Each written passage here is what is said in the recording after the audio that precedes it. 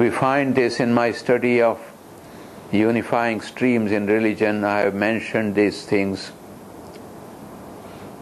Why is it that in every religion you light some form of a candle? In which interfaith conference was that determined?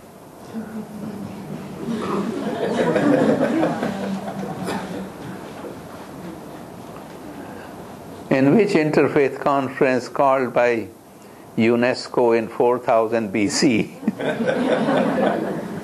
was it determined that in prayer people of all religions shall join hands?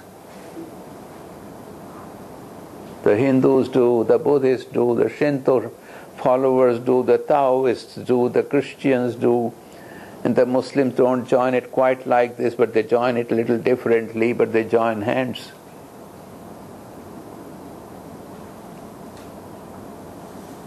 So from where does this common stream of consciousness arise? Because it is an energy field and it acts in this century as it has acted 4,000 years ago, on this continent as it has revealed itself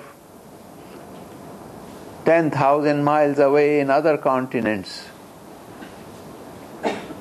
Why is it that in all parts of the world, throughout history, in every religious or spiritual or metaphysical or ethical teaching that may or may not be related to any outward expression of spiritual experience, let us say there is a common principle: you should speak truth.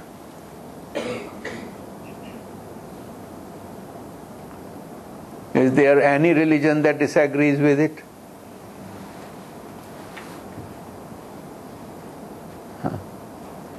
Or you should not harm others. Exact identical sentences: do unto others what you have them do unto you, in the ancient Sanskrit epic of Mahabharata, in the Buddhist texts and in the Holy Bible. Exact same words, same phrases. And people of each religion want to say, well, we must have taught it to others. Them Hindus must have picked it up from Christianity, although Hindus were there 2,000 years before. No, the Christians must have picked it up from the wandering Hindu Swamis. We delude ourselves.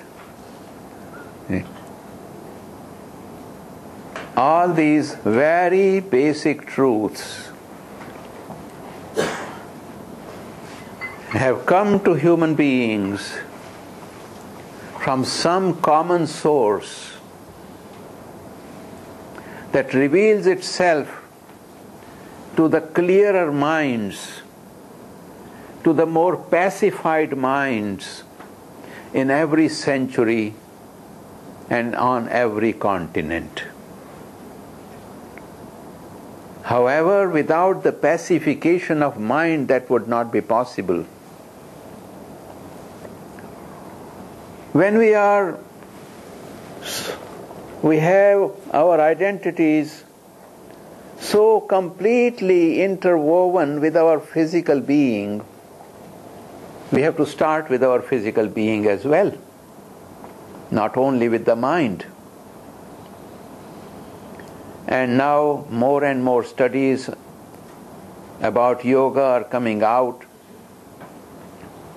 The very fact of the way one moves in going into a yoga posture has an effect on certain parts of the brain.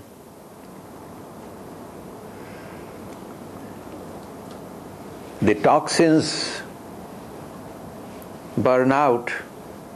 There are two kinds of toxins we store in our muscles and in our nerves and in our body cells.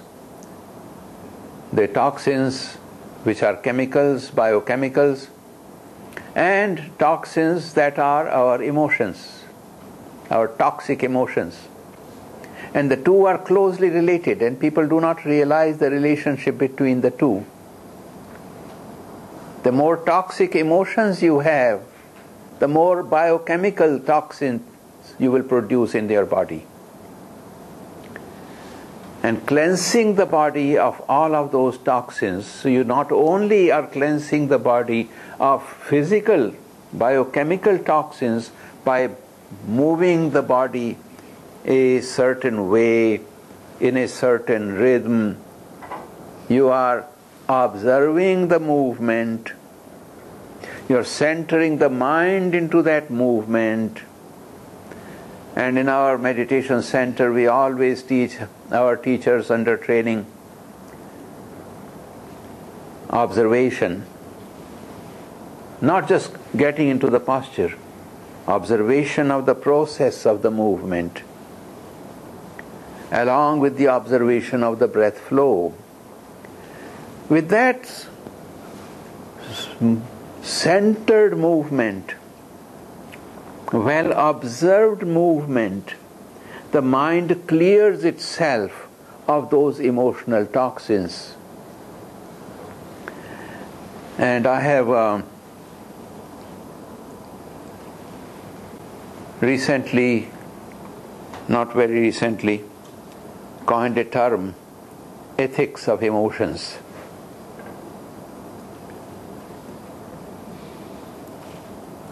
Ethics of emotions, and along with that,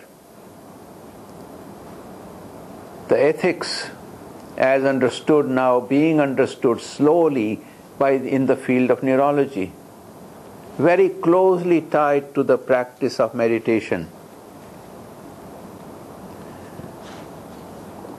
In yoga, we are taught that your inclinations of character and behavior are not something with which you are helpless. Well, that's the way I am. I hear people say, sometimes in their fights with each other, say, well, that's the way I am, you got to accept me as I am. Okay. What that shows me is your desire not to make progress. You want to remain stuck where you are. That's the way I am, but I would like to progress and refine myself. Will you help me? In yoga, we have a term. It is actually very ancient Buddhist term. The Buddha used it. He never called himself teacher.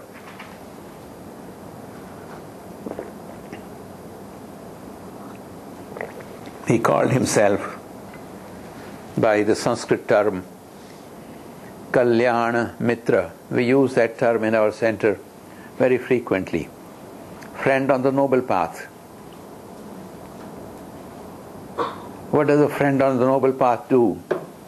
Two friends are walking and one is about to step on the banana peel. What does the other friend do? Well, if he is not a good friend, he lets him slip and laughs at him and has his fun that way. But if he is a true friend, grabs his arm, pulls him away, points to the banana peel. That is called Kalyana Mitra, a friend on the noble path. You see someone not able to control his anger at his wife or husband, you step in and you teach him how to channel that energy. Not how to suppress the anger, how to channel the energy of which the anger is a warp. Please remember that one principle in one of the principles in yoga.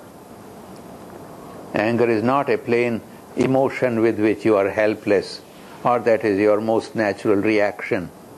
It is a warping of a certain energy. And if you can smooth that energy, you conquer anger and you become less destructive to others.